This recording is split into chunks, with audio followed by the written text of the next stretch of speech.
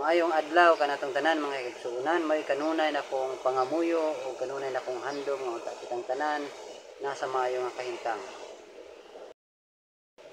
Karon padayon ta sa atong pagtuon o ang focus sa atong pagtuon karon is under ni siya sa 2-2 time signature. Pero mo take up po tag tayo sa 2-4 time signature aron makumpara nato ang ilahang kalainan. So ang atong pagkatunan karon is under pagyapon ni sa rhythmic pattern pero sa 2-2 time signature na ta. Og mao ni ang atong gi-prepare para ani nga lesson. Natay lesson may tungod sa 2-4 time signature og mostly arita focus sa 2-2 time signature.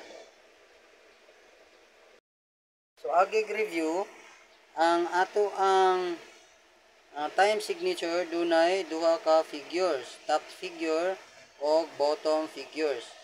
As a review, ang top figure mo nay mohatag nato og mutug-an ka nato kung pila ka beat in every measure ug ang bottom figure is mo nay mohatag nato og kasayuran kung unsa nga note ang mo receive og 1 beat. So diri sa ato ang una nga example o una nga exercises 2-4 time signature. So kani nga top figure mao ni magtudlo ka nato kung pila ka beat in every measure. Doon na tayo duha ka example og matag example atong gi-divide og into 2 measures. So ang una nga measure is based ani nga time signature is dapat na 2 counts ug ang mo receive og 1 beat is quarter note. So sa una nga exercises nato, una nga example is sa una nga measure dunay duha ka quarter note. Quarter note ang mo receive og 1 beat, so 1 and 2 is 2 beats usa ka measure insakto sa atong time signature.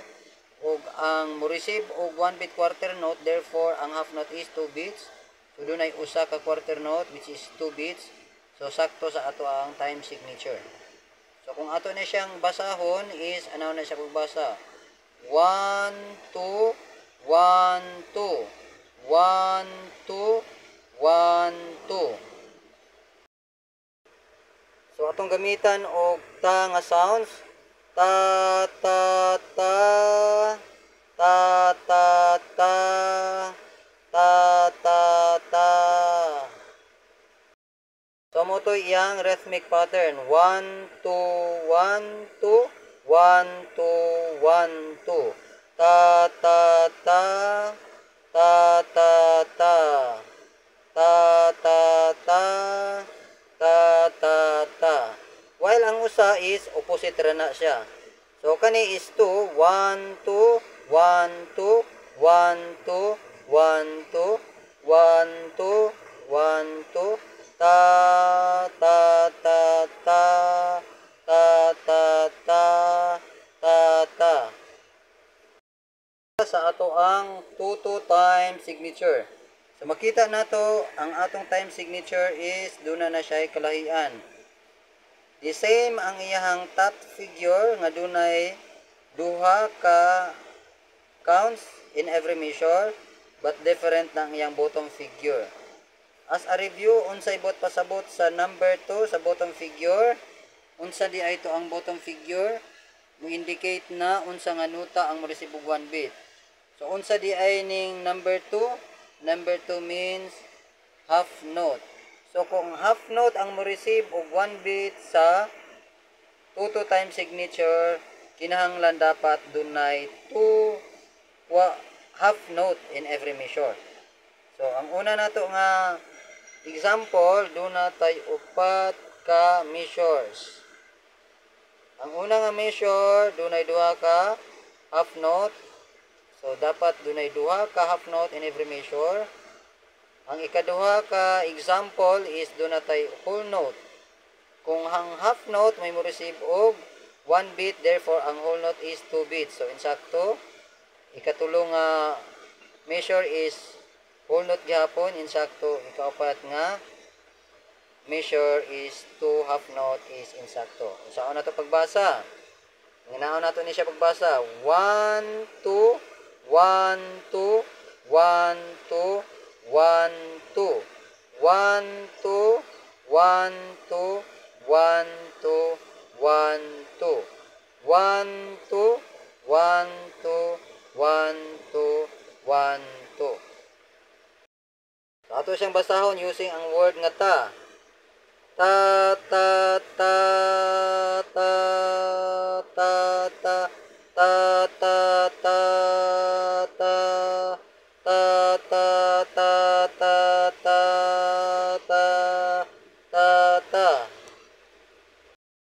Diri na ta sa atong final nga lesson. Padayon ta sa atong 2-2 time signature.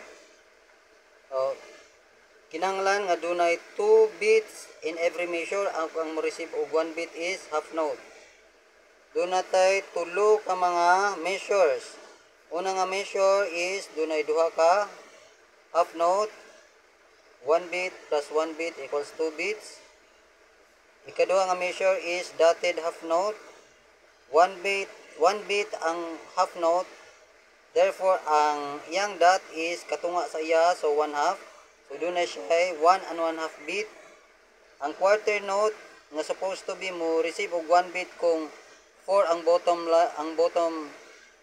figure, but 2 man ang atong bottom figure sa 2-2 time signature. Therefore, ang quarter note mo receive na lang og half beat. So, half beat plus 1 and 1/2 equals 2 beats. Insakto. Ang whole note nga imbis mo receive og 4 beats kung 4 ang ato ang bottom figure, but naaman ta sa time signature nga dunay bottom figure nga 2. Therefore, ang whole note mo receive na lang og 2 beats. So, insakto tanan. Unsaon siya pagbasa? Atong inanaon. 1, 2, 1 and 2, 1, 2.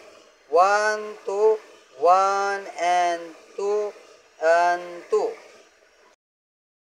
Para maklaro atong gamiton kining atong ga-down nga arrow o ga-up as ang ato ang beat. So 1, 2, 1 and 2 and 1, 2. 1, 2, 1 and 1 and 1, 2. Atong patigungon using ang word nga ta, ta, ta, ta, ta, ta, ta, ta, ta, ta, ta, ta, ta, ta, ta, ta. Enough na guro to para sa karong lesson. Inaw kang Diyos nilangin ka na.